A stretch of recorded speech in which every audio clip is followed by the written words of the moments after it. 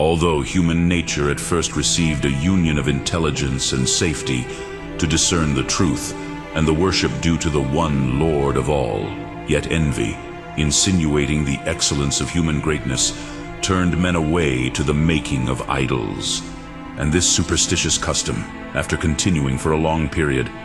is handed down to the majority as if it were natural and true. It is the part of a lover of man,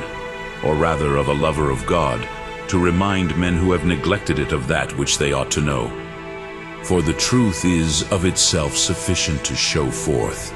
by means of those things which are contained under the pole of heaven, the order instituted by him who has created them. But forgetfulness having taken possession of the minds of men through the long suffering of God has acted recklessly in transferring to mortals the name which is applicable to the only true God.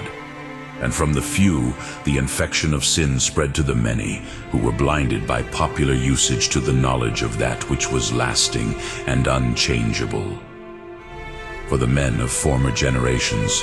who instituted private and public rites in honor of such as were more powerful, caused forgetfulness of the Catholic faith to take possession of their posterity. But I, as I have just stated, along with a God-loving mind, shall employ the speech of one who loves man, and set it before those who have intelligence, which all ought to have who are privileged to observe the administration of the universe,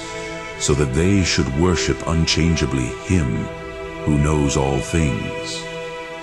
This I shall do, not by mere display of words,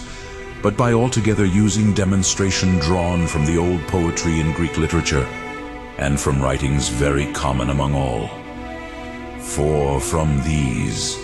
the famous men who have handed down idol worship as law to the multitudes,